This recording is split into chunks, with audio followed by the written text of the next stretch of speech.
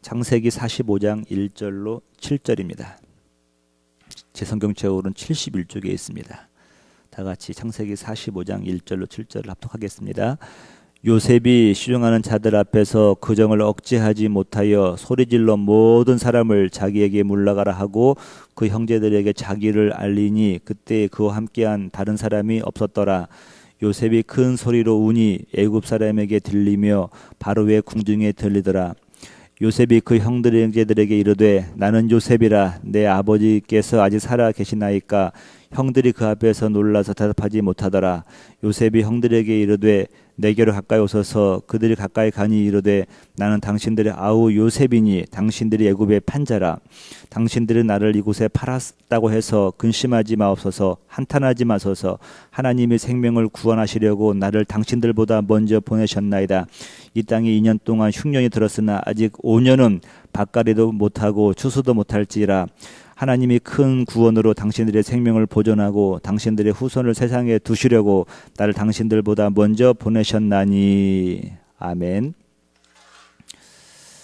오늘은 그가 결국 성취하셨다라는 제목으로 말씀을 나누려고 합니다. 그분이 결국 성취하셨다. 저나 여러분들 우리 모든 자녀들이 요셉과 같이 존귀하게 쓰임 받기를 우리는 원할 겁니다. 여러분 원하시죠? 하지만 그가 걸어갔던 그 험난한 길을 자녀들이 걷기를 또 원치 않을지도 모르겠습니다. 우리들은 이렇게 모순이에요, 모순. 요셉처럼 쓰임 받기를 원하지만 또 요셉이 걸어갔던 그 험난한 고난의 길을 걷질 않기를 원하는 것이 또 부모의 마음이에요. 그런데 우리 하나님께서는 이스라엘 백성들을 그 영광의 자리에 옮기시기 위해서 평탄의 길만 가게 하셨다는 건 아니라고 말씀하고 있습니다. 그들을 광야에서도 훈련시키시고 때로는 힘들고 어려운 상황 속에서 그들의 믿음이 자라나게 하신 것을 보는데 그 독수리에 비유해서 다음과 같이 말씀하셨습니다. 신명기 32장 11절 너무도 유명한 말씀이죠. 마치 독수리가 자기의 보금자리를 어지럽게 하며 자기의 새끼 위에 너풀거리며 그의 날개를 펴서 새끼를 받으며 그의 날개 위에 그것을 엎는 것 같이라고 말씀하고 있습니다. 독수리가 집을 지을 때 여러분 잘 아는 것처럼 뭐 유리 조각이라든가 철사 막 이런 거 험난한 것들을 많이 집어넣는다고 그래요. 거기다가 부드러운 털 위에다가 알을 놓고 품은 다음에 근데 이제 문제는 독수리들이 이제 새끼를 품은 다음에 날지를 않으려고 합니다. 그러면 보금자리를 어지럽게 한다는 거예요. 그럼 그 안에서 날카로운 무기들이 나오니까 독수리가 날기 위해서 날개를 펄떡거리면서 떨어지면 또 새끼를 받으며 날개 위로 그것을 업었다라고 표현합니다. 이것이 바로 하나님께서 이스라엘 백성들을 어떻게 훈련시키시고 인도하셨는가를 보여주는 거예요. 그래서 깨닫는 게 뭐냐면 하나님이 이스라엘 백성들을 병아리처럼 키우기를 원치 않았다는 겁니다. 살만 두룩두룩 키워가지고 잡혀먹는 것이 아니라 하늘 높이 날면서 그 하나님의 뜻을 알고 또 하나님의 자녀로서 세상을 주관하기를 원하시는 것이 하나님의 계획이었다는 것을 알게 됩니다. 여러분 우리 인생도 마찬가지죠. 우리는 하나님께서 강력한 자녀로 또 그다음에 영적인 자녀로 만들기 위해서 우리를 훈련시킨다는 것을 우리가 알아야 됩니다. 그래서 요셉과 같이 자녀들이 되기를 원한다고 한다면 때로는 자녀들이 그 고난을 받더라도 여러분 기뻐와 감사하면서 그들을 위해서 후원해야 돼요. 기도해야 돼요. 피하는 것이 아니라 그것을 이겨낼 수 있는 믿음을 달라고 자녀들을 위해서 우리 기도해야 될 줄 믿습니다. 그래서 여러분 하나님께서 허락하시는 환경은 분명히 우리가 감당할 만한 것들이라는 것을 우리가 알아야 됩니다. 그리고 환란이 올 때마다 또 하나님께서 나를 빚으시는구나. 또 자녀들을 키우시는구나라는 것을 우리가 알아야 됩니다. 그래서 감사와 찬양이 넘쳐야 되는 것이에요. 여러분 우리가 제가 이렇게 오늘 말씀을 묵상하면서 오늘 요셉도 깨지는데 내 자아가 언제 깨졌나라고 제가 생각해 보니까요. 고등학교 때 그랬던 것 같아요. 이제 말씀을 듣는 중에 이게 믿음으로 오더라고요. 과연 죄 없으신 그리스도께서 나를 위해 죽으셨구나라는 것이 믿음으로 다가오던 겁니다. 그 순간 제가 깨지기 시작한 거예요. 부모도 나를 참 좋은 곳을 해주셨지만 나를 위해 죽지는 못하죠. 부모도 할 수 없는 것을 너무도 존귀한 분이 나를 위해 죽으셨구나라는 것이 믿음으로 오더라고요. 그때 제가 자아가 무너지고 깨졌던 것을 경험하게 됩니다. 그때 성경 사건이 이 사건이 하나의 기록으로 아니라 나의 이야기, 나를 위한 이야기라는 것을 알게 되었어요. 그러면 성경이 믿어지기 시작하는 겁니다. 성경을 읽으면 달콤함을 느낄 수가 있었던 것입니다. 여러분, 오늘 우리 본문은요, 우리가 읽으면서 가장 아름다운 본문이라고 생각을 합니다. 그래서 오늘은 이 본문을 통하여서 몇 가지 은혜를 나누려고 하는데, 첫 번째 뭐냐면 진정한 화해는 나와 너와 함께 하나님의 신앙을 회복할 때입니다. 함께 신앙을 회복한다는 거예요. 요셉은 일찍이 하나님의 인도하심을 깨달았습니다. 보디발의 집에서도 그랬고, 간수로부터 그랬고, 또 술 맡은 관원과 총리를 되면서 이 모든 일이 하나님께서 인도하신다는 걸 알았어요. 그래서 보디발 집에서도 그랬고, 하나님 앞에서 득죄를 할 수 없다는 걸 그런 고백을 했습니다. 그러니까 팔려가는 순간부터 하나님 나를 인도했다는 걸 알아요. 그러니까 일찌감치 하나님을 믿었던 사람입니다. 근데 형제들은요, 겉으로 여호와 신앙을 가지고 있었지만 그들이 행하는 일들을 보면 하나님을 믿는 자녀들답지 않은 모습들이 많이 있었어요. 모습은 제사도 드리고 예배도 드리는 것처럼 보이지만, 그러나 그 속마음은 전혀 하나님과 상관없는 것들입니다. 그러니까 문제는, 온전한 화해는 요셉이 변한 것처럼 형들도 변해야 되는 거예요. 형들도 변해야 되는 거예요. 형들에게도 약간의 어려움이 있었지만 견딜 만한 일들을 위해서 깨지기 쉽지 않습니다. 그러나 여러분, 하나님이 그들의 인생을 흔드는데요, 곡식단에서 분명히 지불했던 돈이 또 나오는 겁니다. 곡식값이 곡식단에서 나오는 거예요. 이때 이들이 무슨 고백을 하냐면, 하나님이 왜 우리에게 이렇게 하시는지 모르겠다라는 고백이 나오는 거예요. 아버지를 겨우 설득해서 베냐민을 데리고 왔는데 베냐민의 곡식단에서 은잔이 발견되는 겁니다. 여러분, 이것이 우리는 쉽게 보지만요, 형제들 마음속에서는 무너지는 거예요. 억장이 무너지는 거예요. 그들이 말하기를, 하나님이 왜 우리에게 이러시는지. 이것이 주님 만나는 첫 단계입니다. 하나님께서 그들의 인생을 흔들어 놓아버리는 거예요. 그때 비로소 그들 깨어지는 겁니다. 깨어질 때 어떻게 깨지냐면, 그때는 자기를 위해서 거짓말을 하고, 자기를 위해서, 자기의 마음을 위해서, 교만함을 위해서 모든 걸 했다고 한 다음에 이제는요, 약한 자를 돌보는 사람이 되는 거예요. 유다가 그렇게 말을 하지 않습니까? 베냐민을 대신하여 내가 종이 되겠나이다. 그 베냐민만 보내라는 거예요. 그를 보내지 않으면은 그의 아버지가 살지 못할 것이라는 것을 말을 하면서 간곡하게 베냐민을 보낼 것을 말을 합니다. 여러분, 이 상실은 뭐냐면요, 철저하게 지금 그의 요셉의 형들이 깨어져 간다는 것을 알 수가 있습니다. 여러분, 이때 비로소 형들이 깨진 걸 봤을 때 요셉도 깨지는 거예요. 그 장면이 1절과 2절 아닙니까? 그 요셉이 대성통곡하면서 자기 존재를 증명하는 것입니다. 여러분, 우리가 이 짧은 얘기지만 깨달을 수 있는 것이 한 가지 이거였어요. 뭐 우리도 알게 모르게 어쩔 수 없이 이렇게 되겠지만, 상대방을 비난하는 말은 상대방도 죽이지만 자기도 죽이는 것 같아요. 그런데 내 탓이다라고 고백하는 순간 나도 살고 상대방도 살릴 수 있는 길이 열리는 것입니다. 여러분, 누가 내 탓이라고 말할 수가 있습니까? 유다처럼요, 주님을 천천히 만난 사람들, 주님이 그 인생 가운데 개입하셔서 흔들었을 때, 아, 이게 내 탓이구나 깨달을 수가 있는 거예요. 여러분, 온전한 화해는요, 나와 너가 변하는 겁니다. 저 여러분들도 만약에 누군가와 화해를 하고 싶다고 한다면, 여러분도 물론 변해야겠지만 상대방도 주님의 은혜를 깨닫게 달라고 여러분 그 영혼을 축복하면서 기도하기를 주님을 축복합니다. 그때 비로소 화해가 되는 거예요. 두 번째는, 모든 것을 하나님께서 주권했다는 것을 우리가 깨닫게 됩니다. 뭐 늘 알죠. 하나님의 주권성을 말하는 건데, 5절에 이렇게 말을 해요. 당신들이 나를 이곳에 팔았다고 해서 근심하지 마소서, 한탄하지 마소서. 하나님이 생명을 구원하시려고 나를 당신들보다 먼저 보내셨나이다라고 말을 합니다. 이게 요셉이 고백의 신앙 고백이죠. 형들을 먼저 안심을 시킵니다.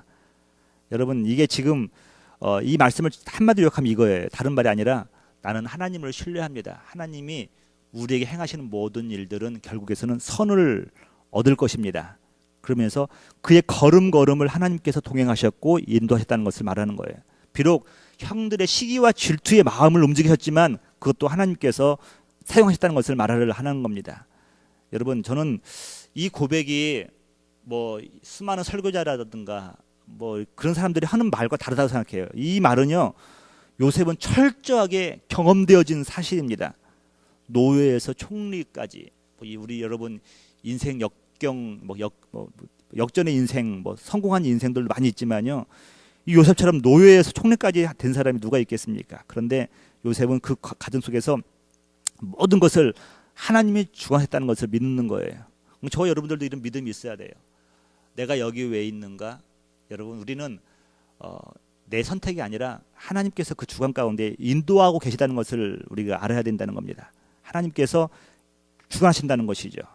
그리고 그 이유가 멋있어요. 하나님께서 내가 아니라 당신들을 보존하기 위해서 그런 일을 하셨다는 것입니다. 그런 일을 하셨다는 것. 철저하게 하나님이 인도하시되 나만을 위한 게 아니라 타인을 위한 존재로서 그들이 말을 하는 것을 보게 됩니다. 여러분, 오늘 저와 여러분들, 자녀들, 또 주님의 몸된 교회, 이 모든 걸 볼 때 하나님께서 이 일을 하신다는 것을 우리가 발견할 줄 믿습니다. 마지막으로는 준비하게 하시는 하나님이라고 이런 것을 우리 발견할 수가 있습니다. 우리는 요셉을 통하여서 하나님께서 요셉을 통하여서 애굽의 총리가 되게 하시는데, 오늘 본문에 보면은 이제 자꾸 이제 요셉이 5년이라는 단어를 많이 말을 하는데, 제가 이렇게 말씀을 보니까요, 하나님께서 요셉을 이 애굽을 사랑하셨는데 14년 동안을 준비하게 하신 거예요. 여러분, 7년의 풍성함도 있었고요. 지금 요셉 말대로 2년의 지금 기근 중입니다. 앞으로 5년이 더 남아 있는 거예요. 총 14년인데 하나님께서는 비단 이 5년만을 위해서 준비한 것이 아니라 14년을 준비하신 거예요. 여러분, 이 7년의 풍성함, 누가 통치에 따라서 결과가 다른 거예요. 먹고 즐기고 마시자 했으면요, 허송세월이 되는 겁니다. 그런데 이 7년을 보면은 철저하게 기근 7년을 위한 준비의 시간이었던 것 같아요. 먹고 쓰는 것이 아니라 그날을 위해서 예비하고 준비하는 시간이었어요. 이 지혜는 요셉이 아니면 할 수 없었던 겁니다. 하나님께서 요셉을 통하여서 풍성한 7년을 준비하게 하셨고, 또 그 이후에 7년의 기근을 준비하게 하신 겁니다. 그래서 지금 기근이 2년 지났고 이제 5년이 남은 상황에서 형제들을 만난 겁니다. 여러분, 6절 한번 보시면 이렇게 말씀하고 있어요. 이 땅에 2년 동안 흉년이 들었으나 아직 5년은 밭갈이도 못하고 추수도 못할지라라고 미리 알고 있는 것입니다. 여러분 이 말씀 보면서 비단 애굽 사람들과 이스라엘 백성들만 이 5년이라는 환란이 남아 있었나? 아니라는 거죠. 우리 인생 중에도 이런 5년이 분명히 있다는 겁니다. 우리는 알지 못하지만요, 7년의 풍성함도 있었고 또 7년의 기금도 있을지도 있어요. 근데 그 중에서 아직 남아있는 5년의 환란이 있다는 겁니다. 그런데 이 5년의 환란을 위해서 하나님께서 요셉을 예비해 두셨다는 거예요. 예비해 두셨다는 거예요. 그래서 다른 말로 하면은 하나님께서 이스라엘 백성들에게 헤쳐나갈 길을 이미 준비해 두셨다는 거예요. 언제부터요? 벌써 17년 전에 준비하신 거죠. 여러분, 이렇게 하나님께서는 온 인류를 위해서 우리 그리스도를 예비해 두셨다는 겁니다. 그러면서 제가 보니까 우리 저번에 화요일 날도 우리 에스더 선교사님을 보면서 느낀 게 뭐냐면, 한 그 연약한 여인이 이렇게 하나님을 섬기면서 예배하면서 비전을 갖는 거예요. 꿈을 꾸는 거예요. 다른 말로 하면 밑그림을 그리는 겁니다. 전 여러분들 볼 때는 그의 한 여인이 뭘 할 수 있을까라는 생각도 모르겠지만, 그 여인이 믿음으로 이렇게 선교사님께서 이렇게 밑그림을 그렸는데 점차 밑그림이 구체화되면서 하나님께서 하나하나 해결가면서 하나님이 일하신다는 걸 좀 느끼지 않습니까? 그래서 제가 느낀 게, 그 선교사님이 참 고마운 게 뭐냐면요, 좀 이렇게 좀 능력 있는 선교사님들은 주님은 보이질 않고 자기의 능력만 보이는 거예요. 근데 그 선교사님 보면 볼수록 제 연약한 모습 속에서 연약한 여인의 모습은 감추어지고 하나님의 모습만 보이더라는 겁니다. 그래서 하나님께서 준비하셨습니다. 뭐 간호학과도 공부하게 하셨고 또 마스터도 더 하게 하시고, 이분을 보면서 철저하게 하나님께서 이렇게 준비하시면서 간다는 것을 보게 돼요. 이거 보면서 우리도 마찬가지라는 겁니다. 저와 여러분들도 지금도 우리가 그 이제 프로세싱 중에 있지 않습니까? 하고 있는데 우리는 완성된 게 아니에요. 우리는 그 날을 향해 나가는데, 저와 여러분 중요한 게 뭐냐면 오늘 우리가 믿음으로 밑그림을 그려야 된다는 거예요. 믿음으로 비전을 그리고 나갈 때 하나님께서 또 그걸 위해서 준비하시고 이끌어 간다는 것을 우리가 깨달을 수가 있는 것입니다. 여러분, 우리 하나님께서는 창세전에 이미 이런 큰 비전을 갖고 계셨죠. 온 인류를 구원하시리라. 저는 오늘 7절 마지막에 이런 고백이 있잖아요. 당신들의 후손을 세상에 두시려고 나를 당신들보다 먼저 보내셨나이다. 이게 비단 요셉의 형제들만 말하는 게 아니거든요. 이거는 유다 족속을 통하여서 오실 메시아 예수 그리스도를 통하여서 인류를 구원하실 그런 계획을 말씀하고 있는 겁니다. 그러니까 하나님께서는 인류를 어떻게 구원하실 것인가, 인류의 가장 큰 문제, 죄악의 문제를 어떻게 해결할 것인가, 사망의 문제, 죽음의 문제를 이미 그 요셉을 통하여서 남겨두시려고 그 일을 하셨다라는 것을 알게 되죠. 그래서 여러분 하나님이 준비하셨는데 어떻게 준비하셨냐면 온 인류를 위하여 그리스도를 예비하실 것을 말씀하셨다는 것을 우리가 발견할 수가 있는 겁니다. 그래서 오늘 말씀도 여전히 그리스도와 연관되어서 말씀을 해결할 수가 있죠. 그래서 오늘 결론적으로 볼 때 여러분 이거예요. 나의 성공과 성취, 나 자신만을 위한 것이 아니라는 것입니다. 나를 통하여서 하나님께서 또 누군가를 예비케 하고 생명을 구원하려고 하셨다는 겁니다. 그래서 여러분 철저히 우리가 하나님의 은혜를 경험하고 하나님께서 성공을 경험케 하신 인생들은요, 남을 위해 사는 겁니다. 나누는 삶이 중요하다는 것을 말씀드리고 있습니다. 그리스도 삶처럼 말입니다. 우리가 이제 11월 23일 날 우리가 멕시코 선교를 계획하고 있는데 그 예기치도 않았던 분들이 같이 가셔서 이제 한번 섬기겠다고는 얘기가 와요. 벌써 9명이나 됐어요. 혹시 여러분 추수감사절 방학이잖아요. 여러분들 혹시 마음이 있으신 분들은 같이 가셔서 자녀들도 같이 가셔도 좋겠어요. 뭐 차야 뭐 여러분들 몇 대 가면 되는 거니 걱정하지 마시고 가셔서 우리 그들의 연약한 환경을 보면서 우리가 나눌 수 있는 것은 많지는 않습니다. 근데 그리스도의 사랑을 나누는 거예요. 그리스도 사랑을 나누면서 그들에게 복음을 전하고자 하는 그런 마음에서 여러분들 혹시 그런 계획이 있으시다면 같이 가시면 좋겠다는 마음을 듭니다. 그리스도의 삶이 그런 삶이었어요. 그리스도의 삶을 따르는 자들도 마찬가지로 믿습니다. 모쪼록 오늘처럼 결국 그가 성취하셨다. 우리의 삶을 통하여 자녀들의 삶을 통하여서 성취하시는 분은 여호와 하나님인 줄 믿으시고 그분께 영광 돌리는 여러분 되시기를 주님으로 축복합니다. 자, 들은 말씀을 기억하시면서 우리 찬송가 314장 1절과 마지막 절 부르시고 기도하시겠습니다.